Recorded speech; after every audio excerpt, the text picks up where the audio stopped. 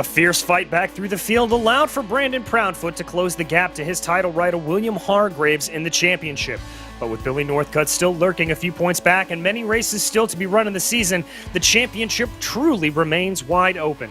Welcome everyone to the 6th round of Season 10 for the Bootleg Racing League's Dirt Street Stock Series. We are here tonight at the virtual Lernerville Speedway in Sarver, Pennsylvania. My name is DJ Clark, and on behalf of the Virtual Grip Network, my partner here in the booth, Kenny Kivy, our director, Mike Yao, as well as everyone behind the scenes at VGN, we'd like to thank you for joining us here tonight. Lernerville is a track perhaps best known for its absent wall through turns 2 and 3, but Kenny, what else can you tell us about this Pennsylvania circuit? Yeah, DJ, it definitely makes it unique. It's a 4/10 mile track located in Sarver, Pennsylvania, and really that wall is absent from into turn 1 all the way around the backstretch down into turn 3 and 4. But then when that wall comes back in turn 4, that really narrows the track up a bit, and you're going to see drivers really pushing the issue, driving up towards the top, but it's a risk versus reward because you don't want to go up too high, else you'll fall off the banking and go flying off the backside of the track. But that's going to be the fast way to go around, is around the top side. We may see the bottom come in. You might see some slide jobs here and there, but also drivers will have to risk over-rotating if they want to get to the bottom here too. Really tight corners around this place. And you see on the track map there, the track is not the same on either side of the track. It's 2 different corners on each side of the track here. So a very unique track that Bootleg Racing League is here for tonight. Indeed, and you can see there from the overhead shot that sort of asymmetrical way to go. But before we get to the action on track, we're going to quickly run you through that championship order. As I said, Proudfoot's charge last week has allowed him to close the gap to William Hargraves to the tune of about 2 points. Hargraves sitting on 366, while Proudfoot at 364. Billy Northcutt is back a little bit with 341 points, Then Sean Hayes and Daniel Stifler round out your top 5. Stifler and Hayes a little bit far back, but with the one exception being Billy Northcutt not going to be joining us here tonight, so that could change things up a little bit in terms of those standings. But Kenny, in terms of tonight's event, I believe you're going to walk us through the race details. Yeah, so tonight we're going to have our qualifying after this warm-up is done, and then we'll have 6-lap heat races, 6 cars each. 4 will transfer automatically, and qualifying times will not invert the field for those heat races. And following that, the rest of the cars left will go to the LCQs, which will be 8 laps tonight. And after that, we'll have a 24-car field for the feature for 40 laps tonight. And keep in mind, drivers will score points throughout the field tonight in qualifying, heats, B-main, feature. So that will really add up a lot of points throughout the night. And the track state will start at 0% and will carry over throughout the event tonight. And the cautions will count only in the feature only tonight. Caution laps, I should say.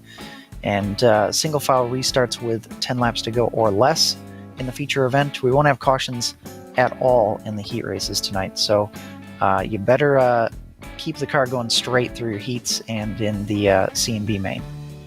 Well, as we've seen a lot of times, those cautions, specifically in the heats, or the lack of them rather, can really throw off stuff. So it'll have to be interesting to see what exactly will happen here at Lernerville. But as we get to the closing stages of our 20-minute practice, it is Lon Franks who is up at the top of the charts. Brandon Proudfoot directly behind him. This man, the aggressive driver, Chris Davis, who we love to see in this field, he is number 3 right now. He's going to be a threat to watch out for if he can keep up that time. Yeah, it'll be interesting to see these drivers kind of push the limits or test their limits through this practice to see how high they are willing to go, and who's comfortable with running right on the edge of that berm, because that's going to be where the speed's at for the majority of the race.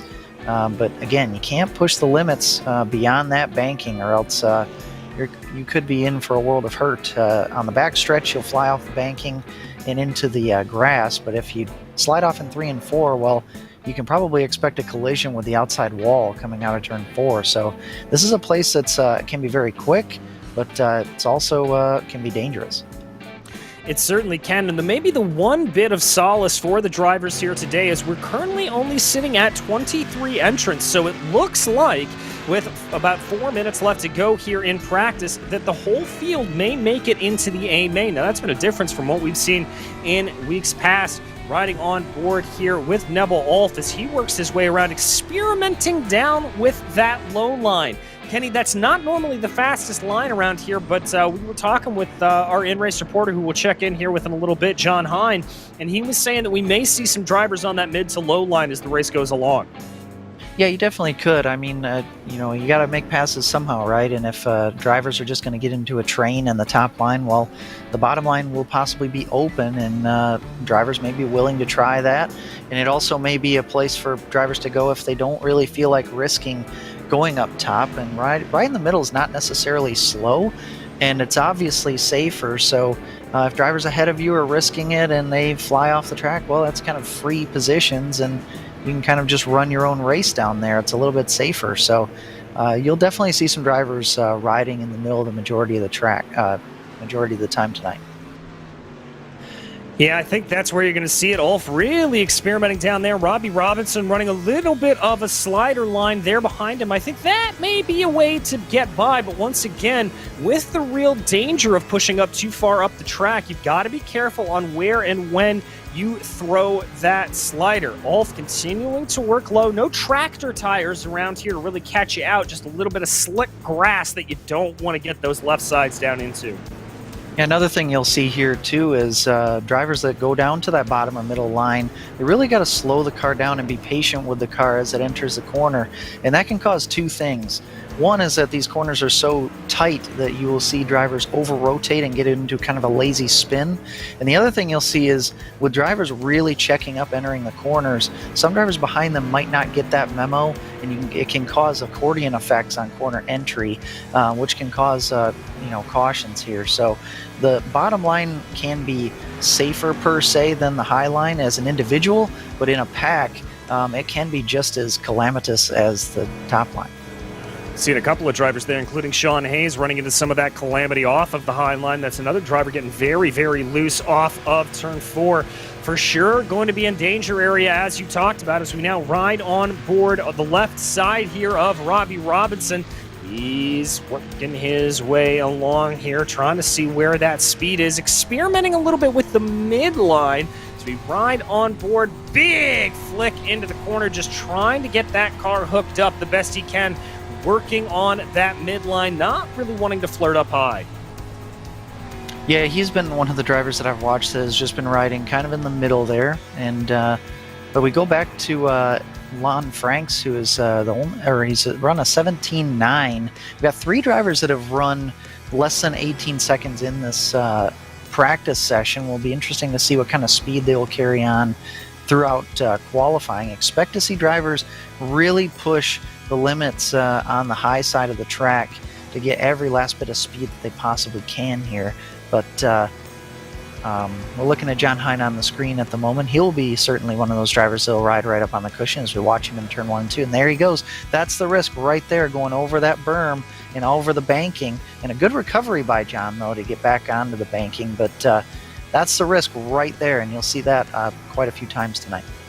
Yeah, you certainly will, Kenny, and that is one of the more tame incidents we've seen of drivers running over the top of the cushion there.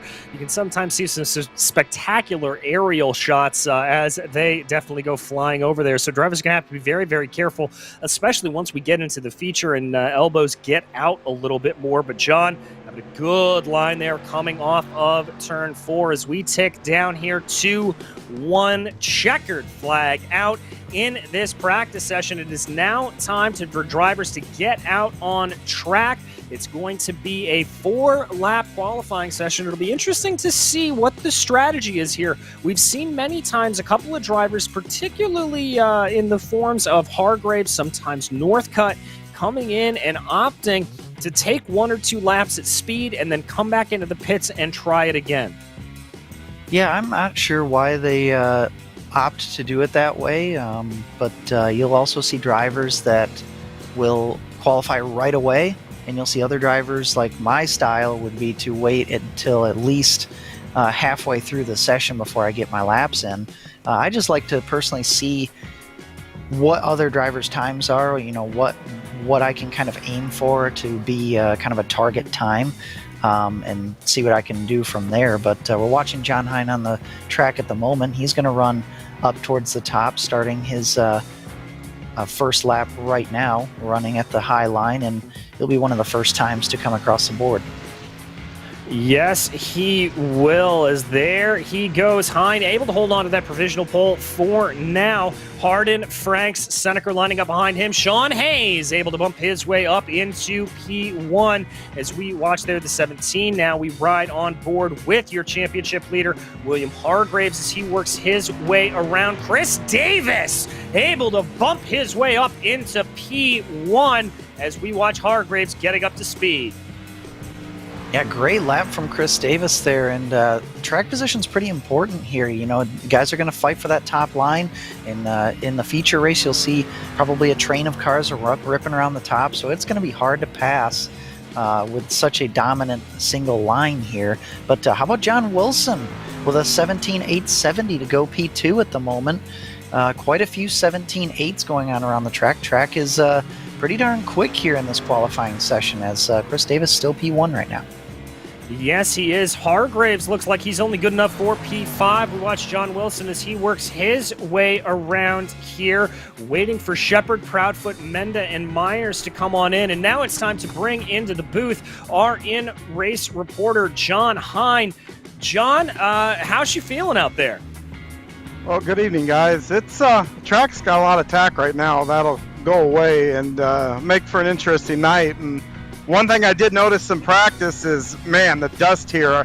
I forgot how bad the dust can be here. It's worse than I think any track, I mean, in my opinion anyway, it's worse than any track we go to. And I was behind JR Shepard there for a few laps, and I couldn't see where the top of the track was, and I had to back away from him just because it was just really difficult to, get that and not go over. And as we talked about, there's no wall out here, and bad things happen when you get over the top of that. John, as we progress through the racing tonight, how important do you think track position is going to be here? Do you think that upper line is going to make it so, if you restart on the bottom, it might spell a bad restart for you if you get stuck in the wrong line? It will once it early on, but once it slicks up, a lot of guys, as you're coming out of 4, because of where the slick is, when you go to fire, and if you're on the outside here, you can be stuck in that slick and really spin your tires as you're coming out right through here. But down here, there's always tack. So when guys, to the bottom of the track, the low line coming by the flag stand, there's all this tack. You can grab it, get a great run, and try to slide them right here into turn 1 and 2, right in the center, and then drive off. But if you can't get that done right away, you could fall back pretty quick. Well, John, in terms of overtaking, do you think we're going to be able to see a little bit of that here? And if so, what's going to be the best way to get by somebody? Well, I think you will see overtaking. Now, you got 2 ways to do it here. The slider lines work here pretty decent, especially early on. And then, later just waiting for that guy in front of you to make a mistake. You know what? It happens a lot here with, again, I keep sounding like a broken record here with that no wall, but I think guys can make a mistake, check up a little bit, have to roll up to not go over, and you can just turn down right to the inside of them and drive by them. All right. Well, John, thank you so much. We'll let you get back out on track. And by the way, that is Brandon Proudfoot able to pip Chris Davis to pole right now. He currently sits P1. Davis, Wilson, Hayes, and Revis behind him. William Hargraves only good enough for P7 right now. So that's going to be a little bit of a shuffle here in the championship order, potentially, Kenny. Yeah, him and as well as Daniel Stifler down there right behind him. Some fast guys are kind of in the middle of the field. We see even J.R. Shepard beyond the top 10 even. So it's going to be interesting here, and it looks like relatively large heat grids here. So this is going to be interesting. Some fast drivers starting near the back of their heats. Indeed. All right, so in that first heat, it's going to be Brandon Proudfoot, followed by John Wilson, with Jim Revis and William Hargraves lining up in P4. Chris Hill will be P5, and Jason Best rounds out your top 6. Back half of this heat is filled by Kevin Moody in 7th, starting next to Glenn Townsend. Brendan Myers will be in 9th place. Starting next to him will be Robbie Robinson. And final row will be filled with Ryan Seneker and Chris Hayslip. All right, so as you said, Kenny, a little bit of a bigger heat race here than we are used to seeing with 12 cars out on track. But what that's going to do is that's going to make that battle for those top 4 positions all the fiercer, I'd have to think. Oh, yeah, for sure. And only 4 drivers will advance through this heat automatically. So the majority of these drivers are going to have to go into a C or B main. So it's going to be pretty hairy out there. And some of these drivers starting towards the back, they might kind of concede that, I'm probably not going to transfer here, but I need to try to get as good of a starting spot in my LCQ race as I possibly can. Yeah, indeed, as we just wait here for the final couple of drivers to sync up and get ready to get going out on track. It's going to be interesting to see here what happens. Remember, leader does have lane choice, so we'll have to see if Proudfoot decides to maybe pick one lane or the other as they get going around. That'll be a storyline to watch for sure. But I think the good news here for William Hargraves is he is going to be starting off from P4. He will be starting off from a transfer position, so that'll be a little bit of a sigh of relief there to him. Right, for sure. But again, he does have some fast guys behind him. Like Jason Best is a guy I'll keep an eye on. Starting in 6th place, he'll be right behind William Hargraves. He's always a fast driver to watch. And again, we've seen in the past here in the Bootleg Racing League at Lernerville that really fast drivers, if they just miss their marks by a little bit, they can fly off the banking, and really all you have to do is do that once, and you will probably lose your transfer spot if you're in one. So that's going to be huge that these drivers up front stay smooth, hit their marks, but also push the limit enough to be fast. Hearing there that Chris Hayslip had a couple of tech issues and he will not take to the grid right now. That is why we had that delayed start there. As the field forms up, it looks like Proudfoot's going to choose for that outside line around here. 2 pace laps behind the iRacing pace truck to get everybody formed up. And once they get going, it is going to be on the loud pedal. 69 degrees here, by the way, in Pennsylvania, about 56% humidity. So I've got to think that that's going to help keep some good moisture in this track for a little while. Yeah, it's a relatively cool surface, and as the sun goes down, I expect it to get even cooler yet. But here we go down the back stretch, forming up to take the green flag for heat race number 1. All right, Brandon Proudfoot will lead it off as the pace truck scampers away. Proudfoot will have control of the field here, waiting for him to get on the loud pedal, and there he goes, halfway through turns 3 and 4, and it's an even better start there behind for William Hargraves. He's going to jump 1-2 cars as Wilson and the 57 of Jim Revis forced down to the inside. Hargraves going to carry the momentum up on the high side. He's already up 2. Yeah, Revis tried to maybe take a look 3 wide. Ooh, a little bit of contact there in 3 and 4. As he'll keep it straight, though. He'll be in that final transfer spot as we end lap number 1. William Hargraves looking very quick out of the gate so far in this one. Yes, he is. Revis falling out of that final transfer position as we ride on board with Chris Hill. You can see the bottom half of the field there as they work their way around. This is on board with William Hargraves, looking back at John Wilson and Jason Best, who round out your transfer positions. Yeah, look at how quickly these drivers have single filed out, but you see drivers missing their marks there. Glenn Townsend was one of them. He dipped kind of down low into the middle line, able to recover, go right back up to the top. He does not have any problem pushing the limit of the banking there. But look at these drivers already single filed out and nobody willing to really try. Oh, we have a contact and a spin in turn 1. That is Townsend. Robbie Robinson involved as well. I think I saw Kevin Moody taken out as well, so that's going to put a couple of drivers out of there. But that is not going to be too much of a concern. Oh, as there goes a move for William Hargraves, throwing that slider here early. Proudfoot going to be wise to it. Hargraves got to watch his 6 a little bit, make sure that John Wilson doesn't sneak up behind him. Hargraves going to continue to run that high line as Proudfoot comes across to take the white flag. Here they go through 1 and 2 for the final time. It continues to be Proudfoot, Hargraves, Wilson, and Best in your top 4 as they work their way around through 3 and 4 for the final time. Proudfoot continuing to lead, and it looks like he is going to be able to take victory here in the first heat race. Hargraves, Wilson, and Best following him on to automatically transfer. And how about Wilson and Best being the final two transfers there? The top two, no one's surprised by those two, but Best and Wilson took advantage of their good qualifying efforts, stayed up in there near the front, and transferred through. And I'm glad I didn't have the commentary curse on Jason Best for talking good about him earlier. Always a concern there when you're in the booth like we are. As there you can see your final finishing order. As I said, Proudfoot, Hargraves, Wilson, Best, and Revis rounding out your top five. Chris Hill was sixth. Yep, Myers, Ryan Seneker, Robbie Robinson, Glenn Townsend. They all, most of those guys were involved in that accident there, midway part of the race. And Kevin Moody and Chris Hayslip rounded out the field. All right, well, now it's time for our second and final heat race here, and lining up in pole position for that, it's going to be Chris Davis, followed by Sean Hayes with John Hine and Dan Stifler behind them. Lon Franks will be P5, followed by Jeffrey Harden in sixth. Wade Burris will start in seventh, next to J.R. Shepard in eighth. Ninth place will be Neville Ulf. He'll start next to Jason Menda. And Stacey Hunter will round out this field. And boy, there are some really, really fast drivers in this heat as well. And I have a feeling that one of our premier drivers may not even advance through this heat.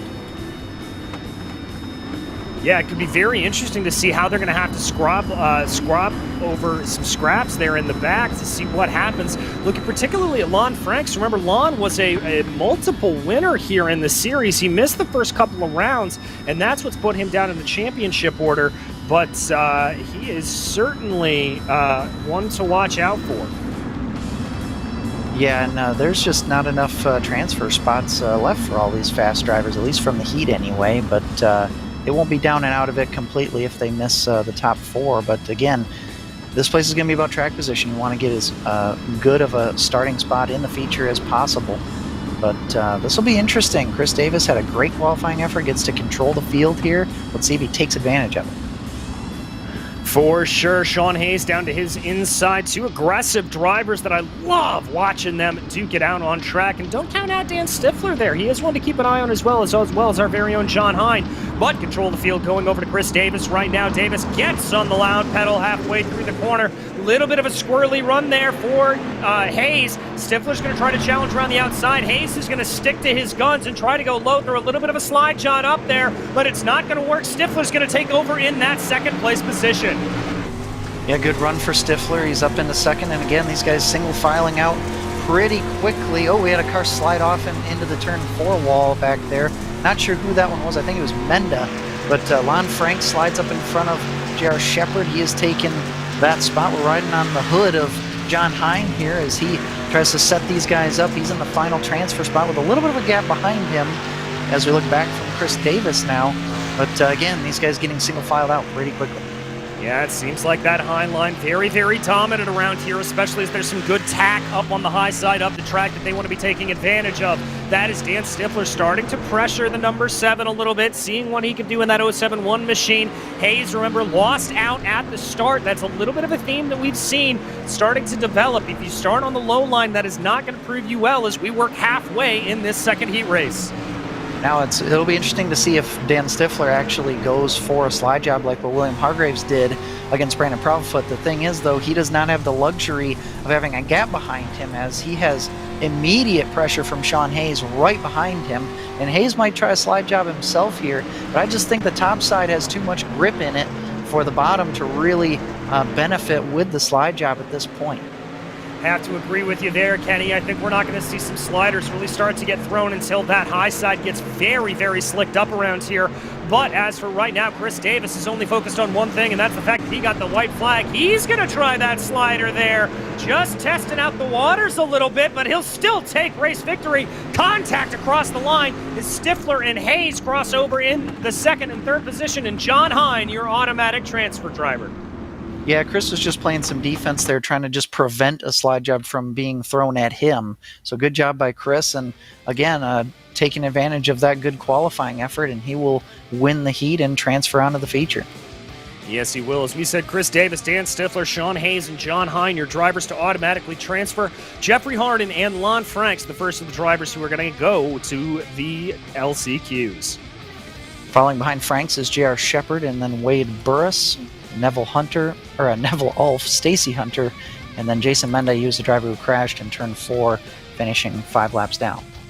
And now we start in those LCQs. The first here, the C main, and all drivers will advance. This is just to determine starting order for the feature race. Jim Revis is going to be the driver leading us off in pole position, followed by Chris Hill with Brendan Myers and Ryan Seneker behind them. Running out the top 5 will be Robbie Robinson. Starting next to him will be Glenn Townsend, and then Kevin Moody will be in 7th place. All right, so Kenny, it really seems like that high line is the way to go around here. We're not seeing a lot of variation off that. How long into the night do you think it'll be till we can really see those sliders starting to come into play? I'm not really sure. Definitely in the feature, but I'm still unsure about that line even in the C and B main at this point, unless you're way faster than the driver in front of you. But when we go through our warm-up and talk with John Hine a little bit later, we'll have to get an update as he feels the car out during the warm-up. But I still think the top line is just totally dominant at this point. I don't really see, unless it's super aggressive and you're super fast, I don't really see the bottom line really working.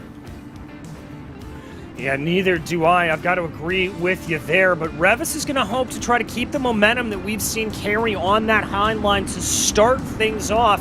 If I'm Chris Hill or I am Ryan Seneker here, or Brendan Myers rather, I'm going to be a little bit nervous. We've seen that low line really get caught out during race starts and not play out well for the drivers. So they're going to have to be careful as the iRacing pace truck scampers off into the distance there, and control of the field goes to John Hine. A little bit of a later start than we've seen, but Hine still gets a good jump on the field. That's going to allow for Chris Hill to move up to that high line, defend it off well. Myers going to have to go low and try to be a little bit defensive here as Seneker tries to carry speed. I think Myers is just going to be able to try to slot that car in, but it gets a little bit squirrely, and they're still going to have to be side by side through 3 and 4. Yeah, good job by Ryan Seneker staying on the 25 car's door there, driving it in deep in turn 3, and he will take over the 3rd spot, and Myers going to the back. Glenn Townsend making a pass. He was fast in his heat race, just got caught up in a little scuffle there, so I expect him to maybe make up a few more spots. Oh, more contact and a checkup, and there you go. There's the accordion effect I talked about. When guys are on different agendas as far as how deep they're willing to drive into the corner, can cause contact in those lazy spins, but we stay green. Yeah, and that looked a little bit there like Townsend just carried too much speed into the corner, caught out Ryan Seneker, unfortunately. Is now we've got a little bit of a side-by-side battle here for P3. That is Brendan Myers and Robbie Robinson as they work their way around right now. Myers able to get the jump over Robbie Robinson as they continue on through 1 and 2. Yeah, that wreck really spread the field out here, and Jim Revis has really pulled away from the field with Chris Hill all by himself in 2nd, but we're past halfway in this LCQ race here, and everything's pretty much single filed out. And at least, though, these drivers can plan on making the feature. Nobody's going to go home. Exactly. And Kenny, as a driver, how much peace of mind does that give you when you know you're not fighting to get into the big event? Yeah, I mean, it's really good to think that you won't miss the event, but to be honest, if you were one of those drivers that was involved in that wreck, right now you're just frustrated because you have no chance of really gaining any more spots unless somebody makes a big mistake, and you're kind of all by yourself, and you're going to have a poor start in the feature. But we race car drivers are very greedy, so it's all about us. Indeed it is. Sometimes that's what makes you some of the best in the world. As Jim Revis comes around the final corner to take the white flag here, he's been able to pull a gap of about a second to Chris Hill behind him. Hill kind of experimenting a little bit down low, just feeling out that slider line here before they get to the main event. Revis going to take the car through 3 and 4 now, and as he brings it off at the final corner here, the checkered flag waves, and Jim Revis takes victory in the C main event. Chris Hill, Brendan Myers, and Robbie Robinson coming home behind him. And the last 3 drivers are going to be Kevin Moody, Ryan Seneker, and Glenn Townsend. Some bad luck for Townsend tonight. He's been involved in 2 wrecks to start his evening. But again, he will make the feature. He'll just have to start near the rear of it as we get ready for the B main.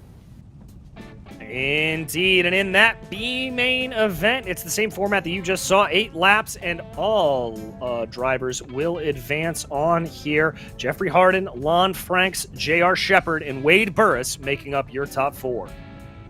We have Neville Ulf, Stacy Hunter, and Jason Menda, and Chris Hayslip. Now, I am seeing that 7 advanced to the feature, and there's technically 8 drivers on the grid, and Chris Hayslip made the grid. So I do think that possibly one driver's not going to make it through this B main. I just saw that as well, Kenny, and that's going to throw a little bit of a wrench into the works. So now that is going to really and truly, I think, put some pressure onto these drivers in the back. I remember Chris Hayslip has not had any track time, really. He might have had some practice time, but he had the technical issues and missed his heat race. So he's coming out here kind of cold turkey, so we'll see if he can make up. All he needs is one spot, but we'll see if he can gain it. Indeed, but right now the eyes are going to go to Jeffrey Harden, who will be lining up here in pole position for this. I'd be a little bit scared of Lon Franks starting to his inside. We've seen some great speed out of that 58, some definite power. It's going to be very, very tricky to see what happens and who's able to get ahead right now. But as they go, the pace truck getting ready to head off into pit lane. Control of the field going to Jeffrey Harden, who will be starting on the outside, as we've seen all drivers do here tonight. And there, the green flag is in the air, waiting for Harden to get on it, and get on it he does. They're almost 3 wide in the back there, as I believe that was Stacy Hunter trying to have a little bit of a move up to the inside. That was Neville Ulf trying to have a move up to the inside. Contact there between Harden and Burris, bumping and banging. J.R. Shepard almost caught out in it. He's able to keep it going forward. That's Neville Ulf off into the grass. Yeah, just drivers fighting for the same space, and drivers not willing to let off the gas when they got runs, and Ulf ends up in the grass. And remember, he is possibly going to miss the feature race because of that. He's down in 8th place. We'll have to keep an eye on that. But great start for Lon Franks. He's got a good advantage, and Jeffrey Harden has managed to stay in the 2nd spot. Oh, and a driver's off. It's Stacy Hunter. Stacy Hunter, the first victim of falling off the edge of the universe there here at Lernerville. I gotta say there, Wade Burris looking like he was almost going to do it as well. That's going to promote a couple of drivers up around him. J.R. Shepard now looking to threaten here a little bit on the back of Wade Burris. Shepard a little bit more confident up around that high side. Burris almost throwing a little bit of a mini slider line on the high side. It looks like Stacy Hunter's actually in the pits now, so that's going to take him out of contention, and we'll put Neville Ulf back into the feature event. So heartbreaking for Hunter, but we look back up towards J.R. Shepard here, having a decent run in this LCQ. Started 3rd, and he remains 3rd, which is actually a good thing for him, considering he started on the bottom. Well, and part of that was because Wade Burris found the outside coming out of turns 3 and 4, and so that really threw him up and over. You look up ahead there, Jeffrey Harden, I like this mentality. He's experimenting. He's going down low and flirting around with some lower lines here to see if there's anything to do. There is Neville Ulf back out on track. Remember, he had those problems earlier on. He should be able to transfer where he is, though. I think so, and he might actually gain another spot over Chris Hayslip to get him into 6th place. But looking forward, we're coming to get the white flag with Lon Franks, a dominating performance in this B main, with Jeffrey Harden, a solid run for him in 2nd, J.R. Shepard in 3rd, and a +3 spots right now for Jason Menda up in 4th. For sure, Lon Franks there in that 58 machine, having taken the white flag, dives the car down low once again, just experimenting, I think, a little bit there, and he's going to cross over to take victory here in the B main. Jeffrey Harden will come in behind him, J.R. Shepard and Jason Menda rounding out your top 4. And oh, you were right, Ulf barely got Hayslip at the line. Yeah, I saw he was gaining on him, and he definitely had some pace, and able to grab that spot, and that'll be one more spot that he doesn't have to grab in the feature. Indeed, it will. There you can see the rest of your finishing order. Burris, Ulf, Hayslip, and Hunter, we believe. Hunter going home here today, unfortunately. But that means it is now time for us to go to our 5-minute warm-up session here. This is a chance for drivers to get out on track, feel how the track has developed if they haven't been in all that much. And that gives us another chance to bring in our in-race reporter, John Hine. John, is the track developing kind of how you thought it was, or are there any surprises coming your way? No, it's just like I expected it to be, and you're going to see guys have to do that whole risk-reward equation and figure out how high and how big of a chance they want to take up here for 40 laps tonight. Yeah, John, do you think, were you really discouraged seeing that everyone was getting in one single line? I mean, isn't that going to make it really hard to pass, knowing that everybody's just going to fight for that same space?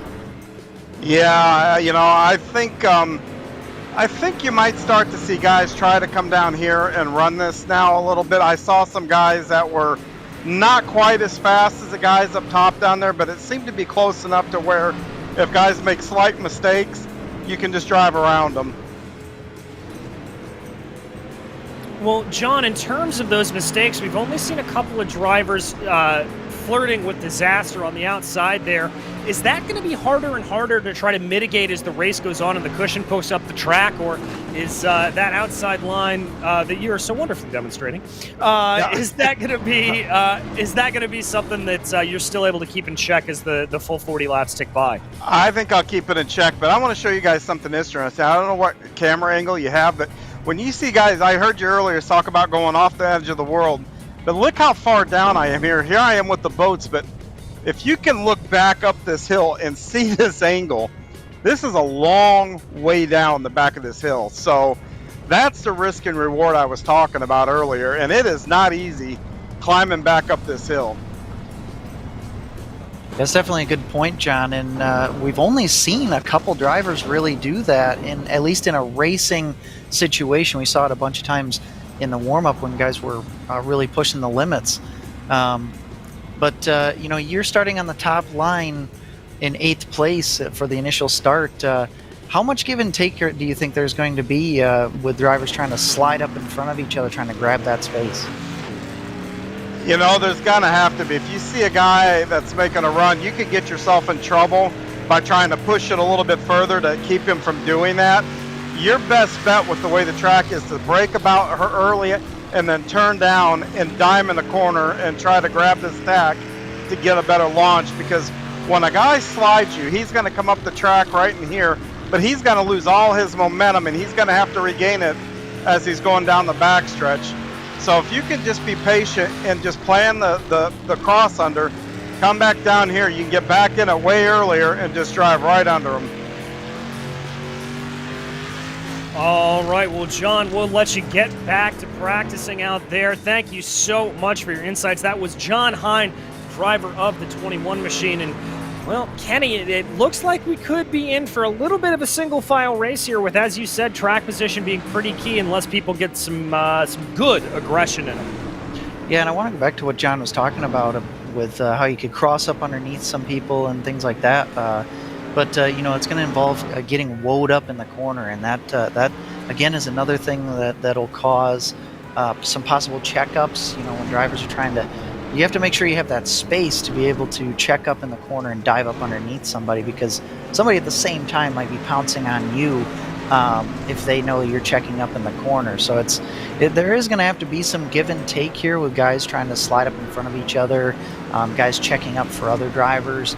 It'll be interesting to see. We've had some pretty good racing so far tonight, but I think space is going to be a premium, and track position is going to be key. So the drivers who qualified well and raced well in their heats, they definitely have an advantage going into this feature. I mean, do you think there's anything you can do except for praying for some misfortune from others in front of you to be able to get your way forward? I think we will see some successful slide jobs at some point. Whether a driver makes a mistake and that just kills his momentum and leads to that slide job happening, or you might see drivers root somebody out of the way too. I mean, we've definitely seen it in the past, and it depends on how desperate drivers are wanting to be and how smooth are guys. Are they gonna, if a mistake happens in any way, it can lead to some passes in some maybe unobscure ways. All right, well, we won't have long to find out if any of those obscure passes start to happen, as we're about ready to get ready to race here in the A main event tonight. 40 laps, and it will be led off by Brandon Proudfoot in P1. He will be followed by Chris Davis with William Hargraves and Dan Stifler behind them. John Wilson lines up P5, and P6 is Sean Hayes with Jason Best and John Hine making up row 4. Jim Revis lines up behind them with Lon Franks to his outside, and Chris Hill and Jeffrey Harden round out your top 12. Brendan Myers will start in 13th, and next to him will be J.R. Shepard. 15th will be Robbie Robinson. Starting next to him will be Jason Menda. Kevin Moody and Wade Burris make up row 9 tonight. Ryan Seneker and Neville Olf will round out the top 20, and then Glenn Townsend and Chris Hayslip will round out the field. A short field tonight of only 22 cars. I think some kind of technical difficulty led to the short field, but still plenty of racing to go on with the cars that we have left. Indeed, there is. And Kenny, you know what time it is. It's prediction time. Who do you have here? Who's looking strong? Well, the obvious pick's going to be Brandon Proudfoot, but I think I liked what William Hargraves was doing, attempting some low-line stuff throughout the night. I think I would pick him. In a sleeper, I think I would go with probably Dan Stifler. He's starting in a good spot, and he's been solid and consistent all season long. So who do you have? I'm going to be looking at Chris Davis. It's been a long time since we've seen him on the podium at all, and I think that number 7 is going to be wanting to push his way forward. So I'm going to be keeping an eye on that black and pink machine. But right now, everybody keeps their eye on Brandon Proudfoot as we bring the cars around waiting for it. And there goes the flag. We are racing in Lernerville. It's a great start for Proudfoot and an equally good start for Stifler along the outside. That's going to be Harden Hayes that he brings along the outside. Stifler trying to get around Chris Davis, who resolutely holds down to the low line there, side by side, diving down into turn 2. That is Davis down to the low side, Stifler to the high side, trying to carry that momentum, and a big move by Hargraves, trying to take those positions away down to the super low side, but it's not going to work out for the 71. That's what I was talking about earlier. Hargraves has been the most willing to go down to the bottom. We have a driver that went off the banking, not sure who that was, but he's been the most aggressive at trying that bottom line, and now he's forced to try to make that work. Yes, he is. I believe that was Lon Franks that went off way in the back there, seeing a bunch of drivers now. Looks like Hargraves is going to have to settle back into second position, but we've got a nice little battle shaping up here as Sean Hayes trying to make a move on Dan Stifler.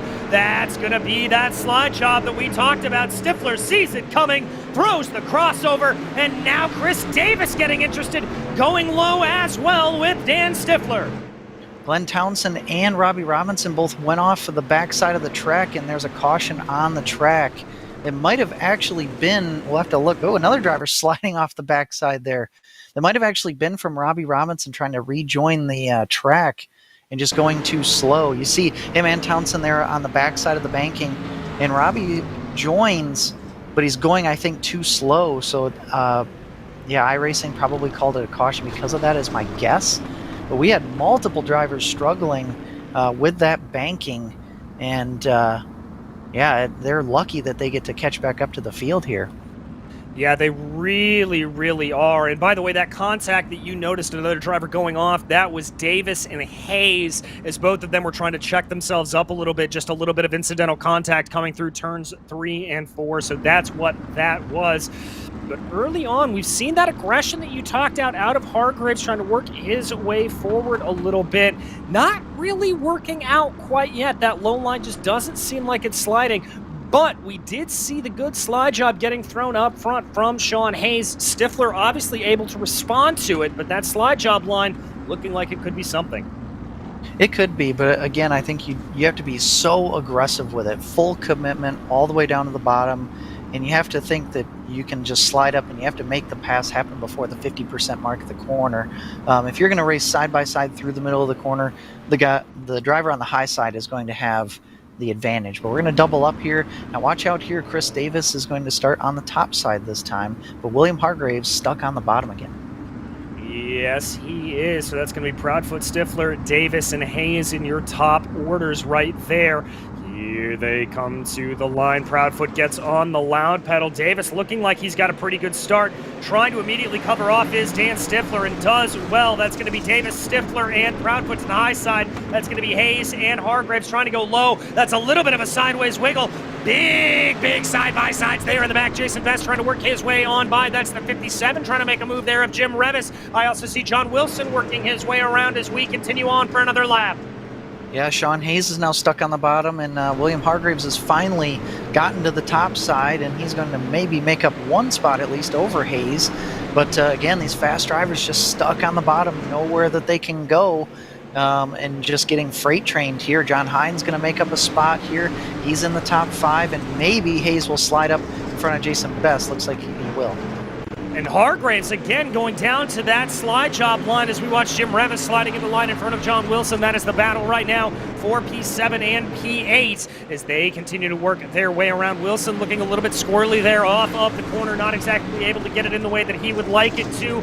Oh, and there going down low again is Jim Revis trying to now get by the 47 of Jason Best.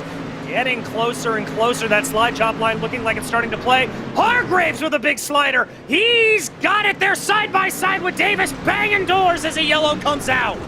Oh man, I really wanted to watch that develop. I think Davis was obviously going to slide job him back and try to take that back. We're looking at a replay here.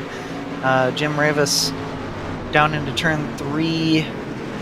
Did he go? Oh, he did go off. Wow, that's a surprise. You know, and it just goes to show how on the edge these drivers are. You know, Jim Revis, one of the Bootleg Racing League's best drivers in the dirt street stock side, and he just miscalculated, just missed his mark by that much, and slid off the banking. But a good job saving the car and not slamming into the wall, and he can continue on. Indeed, and a bit sad there that iRacing automatically triggered that caution where it did, as Revis was off to the side. He was clear. He looked like he would have been okay to rejoin when everybody came back around, but that is just one of the things that iRacing does. It'll automatically trigger those cautions. But as we get ready to restart here again, Kenny, something to keep an eye out for is Mr. William Hargraves now going to be starting on the high side here, directly behind Brandon Proudfoot. Well, I think Hargraves will actually be third. I think he just cleared. Right. Yeah, he just cleared Chris Davis, which it's actually kind of sad. He had an awesome pass to make that happen. And he was actually side by side with Davis as they took the caution. And it could have gone either way and would have actually helped Hargraves had he not made that pass happen. But look at that. He makes the pass, and now he's rewarded with another difficult restart here. So we shall see how this plays out. And now John Hine will be on the bottom with Sean Hayes on the top in row 3. Yes, he will. Going to be interesting to see how this plays out. Stifler's been able to keep up relatively well with Proudfoot. I've been impressed by the pace out of that 071. As here they come around waiting for the green to fly. Green flag is in the air. Proudfoot gets on it. Stifler able to keep up a little bit with it. Davis going to try to muscle his way up forward on that high line. Hargraves going super low. That's going to leave Stifler out into the middle. Stifler going to try to feed his way back into the high line. And we've got another yellow.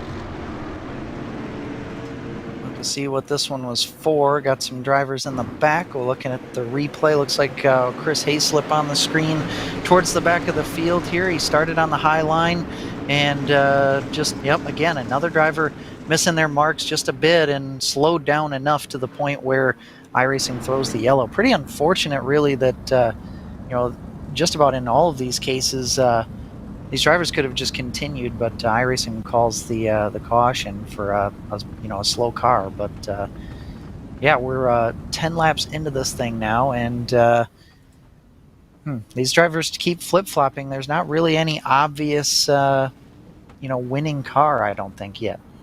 No, and we've still got a lot of laps to try to figure that out. Stifler, Davis, Hargraves, and Hayes, I think any of that top 5, I'll even throw John Hine into that mix. Really, any of them could be able to get going and get their way up forward. It's going to be interesting to see what happens when we get a longer green flag run here to see what kind of lines start to develop, if Proudfoot's able to pull a gap or if it's going to stay close across the field.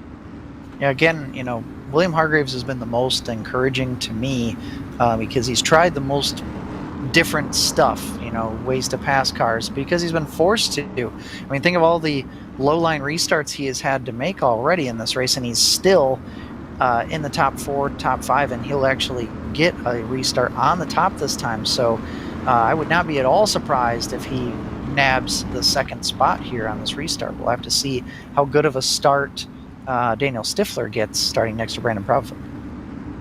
Exactly. All right, and here they go, getting ready to take that green flag once again. Focusing back on Neville Alf there for a second. Ooh, earlier jump there for Proudfoot. I think he was a little bit scared of that restart from Stifler. Stifler looking all over the place, and we've got another yellow. It looks like we're focused on Brennan Myers here, and I think there was a little bit of a checkup or something here. Oh no, he just got too sideways and then had a car right on his bumper, and it just spun him around for another caution. But I want to talk real quick about Daniel Stifler there on that restart. You saw him get all squirrely, and it was because he was so desperate to get in line in second behind Brandon Proudfoot, and really William Hargraves was pretty much there, and they had some contact, and Stifler kept his foot in the gas, but you know, he knows how quick William Hargraves is, and he wants to keep him behind and out of position as long as he can. Yeah, exactly. I think for Hargraves, his big defense for Hargraves, he just wants to try to push Stifler offline as much as possible. We've seen what happens if you start on that low side and you just get absolutely freight trained, and if he can try to keep his nose up to the high side of Stifler and prevent him moving up the track, that's going to be just the recipe in store. But we also have to keep in mind these drivers on the low line, Stifler being one of them, how desperate are they going to be to keep their track position, and will they go to contact to actually ensure that they stay in the spot that they have? You know, we talked about give and take earlier, right? But there will be less and less of that as we progress through this race, and we're not halfway through yet, but you know, I think these drivers are only going to get more aggressive as the night progresses. I have to agree with you there on that. As we reform again in double file order here, we're going to restart on lap 12, so just about a quarter of the race here to go. You can already see some of the damage forming on these drivers' cars as they've been beating and banging their way around this Lernerville Speedway, waiting for Proudfoot to go. He has control of the field as there he gets on the loud pedal. Stifler able to get the slide. A little bit of a checkup there for Chris Davis. Hargraves going to be caught out a little bit. He's going to have to go down low, try to force that car up and in. Is he going to be able to throw the slider enough to get by Dan Stifler? It doesn't look like it. He's going to be forced to stick down on the low line here again. That's going to be Davis, Hayes, and Stifler up on the high side. Hargraves desperately trying to get back up to the high line, but it's just not playing out as now Stifler goes low. Yeah, that was probably a defensive low line to prevent the slide job to happen, or preventing the slide job to be done against him by Hargraves. Hargraves will slide up into P3 with Chris Davis right behind in the top 4, kind of getting away from the field on this run, and a little more spread out than I expected. Hargraves diving down back to the bottom here, trying to get by Stifler, and side by side down into turn 3, but he's going to go into the high line into turn 3. And bad news for fans of Sean Hayes. He is the latest victim of that outside. He caught the lip coming off of turn 2, fell well down the order. He now runs in 13th. Dan Stifler now off. Stifler getting caught out, trying to get that car rode back up to bring it back onto the track here and not cause too much calamity. He is able to get it in, and we stay green. Oh, and he's going to lose a boatload of spots back in. Look at the gaggle of cars that he's in now. He's right behind that orange car there. It's Wade Burris, I believe. And now look at these guys. They're 2 by 2. These guys are willing to go down to the bottom because, again, you're in traffic, and that's the only place that you can really go to even attempt to make passes at this point. It'll be interesting to see if Dan Stifler can recover here and gain some spots back, but he's back in 9th place as we cross the line. Yeah, it's a veritable hornet's nest here. That's John Wilson you see running particularly low as we jump back up. This is our in-race reporter, John Hine, as he tries to work his way to get by Chris Davis here. Back into that gaggle there. Wilson trying a little bit of a different line. Stifler, we know he's got speed, but he's just got to try to get on by. John Hines off. John Hines off the back of the banking on the back stretch. Oh my goodness, Hein falling down the order here. He's able to regather it back up and rejoin in 6th. Oh, contact with him and Burris. That's going to check up the field, catch out several cars. Oh yeah, there was a whole gaggle of cars here. Looks like not a whole lot of damage for most of these cars, but you know, I thought that Burris and Hein were just going to kind of rub against each other there, and I think a little bit of netcode actually magnified that contact. And boy, a few drivers came flying in there. They were mid-corner, but man, it was a good run that everybody was having. But that just shows you right there, you make one little mistake, and it can potentially just ruin your entire race. Exactly, especially at a place like Lernerville where that outside wall just doesn't exist and it's willing to catch you. So we're going to re-rack here with about halfway to go. We will restart on lap 20. Proudfoot continuing to lead, Hargraves, Davis, Franks, and Best rounding out your top 5. Dan Stifler has been able to recover a little bit. He's going to run 6th, and that means he will be on that preferred high line when they restart. That could be a little bit of a Phoenix moment, a rebirth there for Dan Stifler. Real quick, I do want to mention a couple laps before that caution, there was a 3-wide battle going down into turn 3. J.R. Shepard was battling it out, and he was on the outside, and it was kind of a 3-wide situation. He got booted off of the banking and slammed into the wall down near the pit area, and he is disconnected from the server, so that has taken him out with terminal damage. Kevin Moody is also out now in 18th place, so a few fast drivers have been victimed here. Indeed, and now Lon Frank's going to be the one starting off behind Brandon Proudfoot, so that'll be interesting to see the multiple race winner from earlier this year, see what he can do to challenge the 22. Proudfoot waiting to get on the loud pedal here. Very late start for him. Oh, nope, we're going to delayed extend caution the caution here. We're going to extend the caution. Yep, looks like the driver's probably not completely ready throughout the field, so the admin will lengthen the caution by looks like 2 laps, so and the pace car is going to have to come back out here because it had already left. So this may delay things a little bit here. Driver's really going at a slow pace at the moment, but how about Lon Franks though? 10th to 4th, he's up 6 spots, and behind him Wade Burris up 12 spots. These drivers have at least mostly escaped the carnage and have found themselves in some pretty decent spots here. Indeed, it just goes to show you here that a lot of times on dirt, it's a lot like running other series. If you're careful and just know where to pick your battles, you're able to run your way through and do some really, really good work to try to get your way forward. So, waiting here as the pace truck will come around. I believe it will be lights off this time by. Let's keep an eye. Yes, indeed, lights go off there. So now it will be William Hargraves on the front row. We'll see. He will definitely try some kind of slide job maneuver if he gets a good enough jump. That's the key thing. And if he doesn't, he might try to play defensive and jump up to the outside immediately and then reset from there.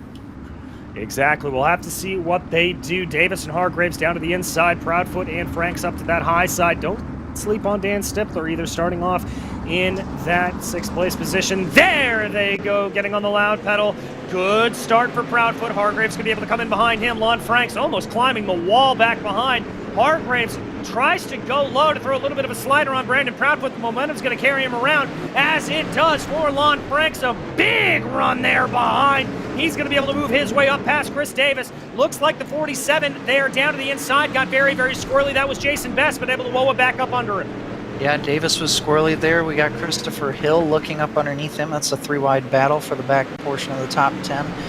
The top 5 have all single filed out, and Hargraves was, he slipped in behind, and I thought he was going to just kind of ride around for a bit, but then diving down into turn 1, he went for the slide job, and here he goes again down to the bottom, and Lon Franks is there. He is right there in case either one of these drivers makes a slip up. I like that position for Lon Franks, and right now it seems to be that the preferred way to get that slider is going through 1 and 2. That's where we're seeing it. Franks now opting to go high, maybe thinking he can carry some momentum around Hargraves. Hargraves going to be able to slide back into line, so no worries there for the 71. He's going to stick on the high line here, and now it's going to be Lon Franks' turn to go low through 3 and 4. Almost able to get a little bit of a side-by-side there, but not quite enough. Now Hargraves trying for more of a middle line here on Proudfoot. Yeah, Hargraves has looked the best on the bottom out of all the cars tonight, but it just hasn't really been there. But he can't really bet on Brandon Proudfoot making a mistake up at the top line, so he's got to just try to throw everything he's got at him. But as Lon Franks closes in, Hargraves is going to have to be conscious of that and really manage his runs and not leave the door open on the top side. Exactly. They're going to have to be very, very careful. This continues to be a really fantastic battle up front. A lot of strategy going into this. There goes a little bit of a lower dive there for each driver. Kind of in a nice little line there. Frank's going super low. Hargraves going middle. Proudfoot going high. They all return back to the high side, coming through 3 and 4. It continues to be Proudfoot. Ooh, looks like Hargraves has got a little bit of a better run. Is he going to try to go for a big old slide job here? Yes, he is. Really chucks the car down low. Is he able to get the cross? No, he's not, but he's going to be side by side about halfway through the backstretch, but that momentum just still favoring Proudfoot. Boy, that's the closest he's been, and that's probably the lowest that he's been clipping the grass down there. And he's going to keep trying it here, running the middle line this time. Didn't get the run that he had last lap, but he just needs to run a few laps, maybe get away from Lon Franks again and try to reset. That's easier said than done. But that's got to be encouraging for William that, we have a caution on the track, but that's got to be encouraging for William, knowing that he's getting just that little bit closer to the lead. Yes, he is. I believe this was Wade Burris in that orange number 098 machine. Comes back and up through the sea, just catches a little bit of the back of John Hine there, and I believe that was the 25 of Brennan Myers, and just spins him right around. A little bit of that sort of dirt racing checkup that we talk about. Yeah, it's really tough for these guys to get the cars slowed down or really even change direction when these guys are committed in the corners, but that was a nice little run there. And I got to give a quick shout out to Neville Ulf. He has gained 10 spots tonight. He's up from 20th to 10th, so a good run for Neville. He's got some front end damage, but a solid run for the number 30 car. Yeah, indeed. We've had a couple of drivers on the move. Ryan Seneca behind him up 8. Chris Hazlip up 7. Glenn Townsend up 5. And obviously Lon Franks up 7 on the day. So some drivers proving that it is very, very possible to get past here, even though it looks a little hard at the top. And here we go. We're going to double up once again. And again, William Hargraves going to be on that bottom side. But I almost wonder if he maybe doesn't want to be there on the start, but that's where he is going to make the pass if he's going to win this race. Indeed it is. And don't sleep on Chris Davis here, starting out to the outside. He could have a little bit of a run, maybe get himself into podium contention here as we wait for Proudfoot to get on the loud pedal. And there he goes, restarting here on lap 29. Hargraves immediately slides up onto that high line, but both he and Proudfoot decide to go low, as well as does Lon Franks. Chris Davis going to keep it high. Davis trying to get a little bit of a crossover here. He's got momentum on Lon Franks. He's going to try to dive that car down on the middle line, coming through 3 and 4. I don't think it's going to work out for him. He's got to check up a little bit, and we're single file for the first 4. Yeah, Chris Davis was lucky there. That move really wasn't going to work on the bottom, but he had momentum and he wanted to take it somewhere. I appreciate him trying that, but he's able to get away with it. He's going to file into 4th place. Daniel Stifler in behind him. It's single file now. Jason Best is in 6th, and that's double file slightly behind him. Looking back up at the front, though, with William Hargraves in 2nd, a decent gap, a few car lengths up to the leader. Ooh, Brandon Proudfoot a little bit kind of tight out of turn 2 there. We do have a driver off the banking as well, but Brandon's gap has diminished. Yes, it has. And really interesting here that all drivers are kind of choosing to go low now through 1 and 2. That is a change. We'll have to ask Proudfoot about that. Lon Franks looks like he's able to carry some good speed off the corner, but has to check himself up a little bit out of fear of running off the edge of the universe there as they continue going around. Working, diving down. Now Frank's going to change things up and try to work the high side. Yeah, he's just going to do something different than the leaders in front of him, but looks like Hargraves and Proudfoot really making the bottom side work in 1 and 2, and that might be kind of detrimental to Hargraves actually, because it's going to block off that one avenue that he had in 1 and 2 to get that pass done. And Brandon Proudfoot, though, it looks like he's really developing kind of a push out of the exit of turn 2, and that's really killing his momentum down the backstretch as Hargrave's going to dive down to the bottom. Throws a big slider, Proudfoot there, ready for it, and that may cost Hargraves 2 positions. Hargraves now has to go to the outside as Lon Franks moves his way up into P2, but a big boost of momentum for William Hargraves. Is he going to try to have a little bit of a move? No, he's going to have a little bit of a bump draft and then a little bit of a move here for Hargraves. Chucks it down low again through 3 and 4, and he's going to lose out. Lon Franks now in the catbird seat in second place here. He's got only 5 laps to make something happen, but again, a lost momentum from Proudfoot off of turn 2. But Lon Franks has really not set up a whole lot against these guys. He's just kind of taking advantage of other drivers making mistakes or choosing the wrong line. It'll be interesting to see what kind of move he'll try to make here as William Hargraves will continue to attack. Oh, that was a good run there for Lon Franks. Maybe a little bit of contact there between himself and Brandon Proudfoot, but he is keeping up the pressure in that 58 machine, trying to see if he can get a better run off of the corner. There they go, diving it down. Frank's going to try to throw a little bit of more of a middle line here to see if that helps it. Proudfoot running a little bit of a slider, but I think that cost him some momentum potentially. Frank's going to try to take advantage here. They go through the corner. Oh, Franks had more speed, but had to check himself up. Boy, that is close. And I think, if Brandon Proudfoot hits his marks on corner exit, he doesn't lose the momentum. The slider line works through entry to the middle line, middle of the corner. But on exit, it's really hurting him just a little bit. And Franks carries that momentum all the way down to turn 3. But then he's having to check up to avoid a contact here. And we're on the final lap already. We are indeed. It's now or never time for Lon Franks as Brandon Proudfoot brings the car on that familiar slider line out of turns 1 and 2. Here comes Lon Franks. He's going to think about it. He's going to go to the high side as Proudfoot throws another slider to try to defend. Does Franks have the momentum to try to challenge? He's going to think about it, but no! It's Proudfoot! Proudfoot taking victory by the merest of margins over Lon Franks. William Hargraves holding on to P3. Great job by both of those drivers. We knew that Brandon Proudfoot was probably going to run that low line as a defensive maneuver to avoid the slide job, but great job by Franks to not follow him and to do the opposite and actually set himself up pretty well. Just didn't quite have enough momentum to beat him at the line, but a really nice duel there, one-on-one, to finish this race off. Yeah, and a good long green flag run there at the end. You love to see that. And as Brandon Proudfoot takes his place in victory lane, that is going to run us through our finishing order here today. As you heard me yell out, Brandon Proudfoot taking victory here yet again. That will lead him up into the lead of the championship, if my math is correct. Lon Franks finishing behind him, and William Hargraves rounding out your podium. Chris Davis was P4, followed by Dan Stifler, with Jason Bess in 6th and Jim Revis in 7th.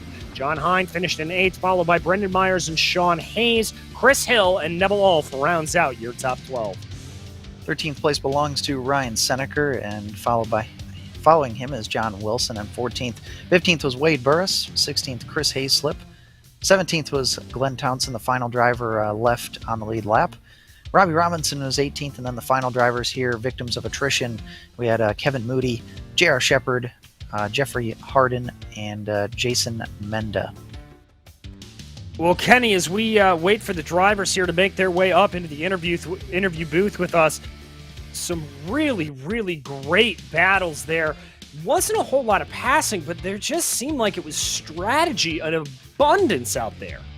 Yeah, it was definitely a chess match. I mean, and it was interesting seeing that low line kind of come in right near the end of the race. And it was interesting to see, what drivers were willing to do. Are they willing to take that risk? Like William Hargraves, we saw him take risks the whole race long, and it really didn't bite him at all until right there at the end.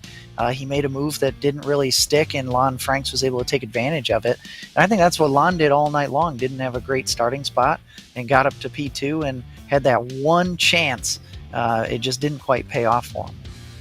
Well, it certainly didn't, but we are joined here by our victor, Mr. Brandon Proudfoot. And Brandon, pretty hardy defense out there. That one looked like it took all you were worth. Yeah, it was not easy, especially after how my performance was last week. Well, I wanted to ask you, on the last restart, you had been running the low line, and then you kind of just changed momentum up and started running that low slider line a little bit. Talk me through about the mentality about that. I seen that William. I heard car inside a few times, and I looked left. I seen him going down there, so I figured that's what William was doing. Whenever it gets real slick and the entry gets burnt out, at least with the higher power cars like the late model sprint cars, the slider line usually gets more dominant as you're kind of just wasting time on the entry because you can't gas up anymore. You can't really hit the coach, especially when you don't have a wall.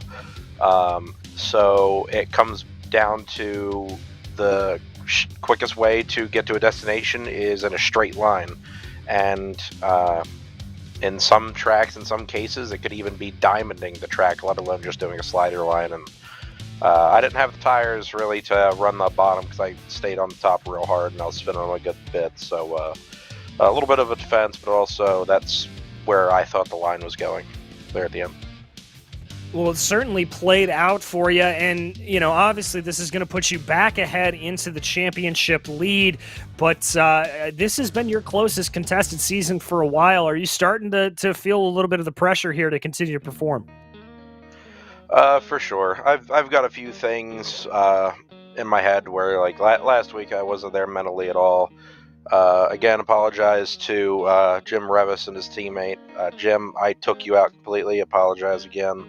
And your teammate, who I can't remember his name, he went to the moon for me, and I lost him, and what much I could do there. But a lot of with racing the sim, even in real life as well, which some of the guys that have driven in real life will know that the mental game is just as important as the physical game. And last week, my mental game wasn't there at all, and it showed in qualifying and my overall driving standards throughout the night last week. A little better this week, but that's still hanging in my head for sure. Gotcha. Well, you certainly proved it out well here today. Anybody you want to thank for the victory? Fistful of Bourbon, Winners Get Whiskey Baby, General Tire, Vision Wheel, Next Level Racing, Sant Racing Fabrication, Yes2 Motorsports, Lowell and all the guys that do stuff in the background, especially Lowell, because I think he did the replay reviews last week all by his lonesome and spent a good, I think, 8 hours on it. You guys here at Virtual Grip Network for doing the broadcasts. Fiance and family roots me on as well as anybody else. Thanks, guys. Well, thank you very much. That was your victor here today, Brandon Proudfoot. And now, Kenny, I believe you have caught up with second place finisher Lon Franks. We're down here in the pits with Lon Franks, and Lon, we didn't really talk about you a whole lot at the beginning. You started in 10th, which is a pretty rough spot to start a feature in at Lernerville here with how this track is. Talk about the first half of your race and what it was like trying to get some track position.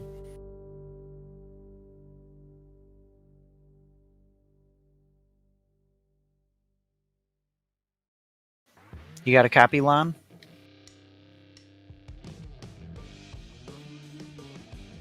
All right, looks like Lon's having some technical difficulties, but we will in turn catch up with our third place finisher, William Hargraves. William, that was a battle from flag to flag for you, my friend. Yeah, that was a fun race overall. I gotta say for sure. It was decent racing. I wish we could have got a little bit longer green flag run there, especially that one that we did get. I was starting to close in on Brandon, but hey, overall it was a good night. Well, talk to me a little bit. You were one of the only drivers early on that was running down low, and you were making it work. How were you reading the track, and was that just kind of a prayer, or did you know that was going to work for you? No, I mean, actually I really thought it wouldn't work at all. And I wanted to get up as fast as I could, but I couldn't, especially with the restarts. So I didn't have much choice but to go down there as well. So luckily it worked out for me, and I did fall back a little bit early, and I was able to fight back and get back up in there. But yeah, it was just, I mean, it is what it is. Well, we head to Fairbury next week. Obviously a little bit of a different circuit there, more of a bull ring style. Do you like it? Do you think that's going to go well, or what do you think is going to happen there? Fairbury's that's going to be a tough track overall. It's going to be qualifying is going to be huge next week. I'll put it to you that way for sure. The key is going to be to start up front and stay up front. Well, here's to hoping that you are able to do that, William. Anybody you want to thank for this third place here today? Yeah, I'd like to thank you guys for doing the broadcast as always. I got to thank Luell for putting this on for us and all his hard work and dedication into this. He's doing his best to clean this up after the last couple of weeks of racing, and I think tonight showed that he's going to do that. So like I said before, it's one of the best leagues you can race in that I know of, and I absolutely love it. And if anybody's looking to race, sign up and give it a try. There you heard the ringing endorsement from William Hargraves, our third place finisher, and I think Lon Franks has gotten his technical difficulties out, and he is now caught up with Kenny Kibbe. Yeah, we're down in the pits again. Lon, do you got a copy? I believe I do this time. Gotcha. All right, cool. Well, talk about the beginning portion of your race, Lon, because you started in 10th, which was really not a great spot to start in, and but you made your way up into the top 5, and we really didn't notice you. It was kind of a quiet charge up through the front. So talk about what it was like in the early stages of the race. Yeah, I kind of got shuffled back. Just trying to make my way through there. Got yeeted off into the outfield. So then I was like half a lap down, just riding till the caution came out. And then started picking them off one by one and just made my way up there. You think you made the majority of your passes by just riding in that top line and taking advantage of drivers who were, trying those moves on the bottom and failing at it with how difficult it was? Or did you actually play with the bottom line a little bit? I would say probably a third of it was probably taking advantage of restarts. A third of it was probably other people making mistakes. And then maybe a third of it, working it. A couple of them I worked for a few laps, get around them. Just any way I can get them. Well, you did a great job at that. And talk about real quick the last little bit of the race. It was you and Hargraves and Proudfoot kind of in a chess match there. You took advantage of Hargraves, who was trying to get the lead, and then you had that one shot. Is there anything more do you think you could have done there other than maybe have a few more laps? Yeah, I probably would have needed a few more laps to work them for sure. Once I got it on Hargreaves, I was tiptoeing around him. After I got it on him after last week, I didn't plan on lifting after that. So, if he'd have made a mistake, I'd have capitalized. But he ran a good race. I had one last run there right at the end. Just needed a couple more feet. Yeah, it was a really good attempt there for the lead there at the end. But you had a great run. Second place tonight. Who would you like to thank for the run? The boys over at JRE for all the help, practicing, all that stuff. Evil One Graphics for the wrap. Friends and family for watching it. You guys for broadcasting it. And the league itself for just being there, giving us a place to race. Appreciate it. Well, we thank you for joining us tonight, and we'll see you in the next one. Well, all right, folks, that's about going to wrap things up for us here on the Virtual Grip Network. But on behalf of Kenny Kibbe, Mike Yao, and the rest of us here at VGN, we'd like to thank you for joining us here at the virtual Lernerville Speedway. Our next race for the Dirt Street Stock Series will be February 18th at 7:10 p.m. Eastern Time, and you heard me mention it, that's going to be at Fairbury. Next race here on the Virtual Grip Network, that'll be tomorrow, February 12th, as the BRL Grand National Series heads to Southern National Speedway. We'll be back for that race at Fairbury. This has been a production of the Virtual Grip Network, and until we see you on the track, thanks for watching. This is iRacing, the world's premier online racing game. iRacing puts you in the driver's seat to experience today's newest form of competitive motorsport, virtual racing, all from your home PC. Race virtually in endorsed series from NASCAR, IndyCar, IMSA, the World of Outlaws, Aussie Supercars, and more. Take on legendary circuits like Daytona, Silverstone, and the Nürburgring. Join iRacing's global online racing community and get on track today at iRacing.com.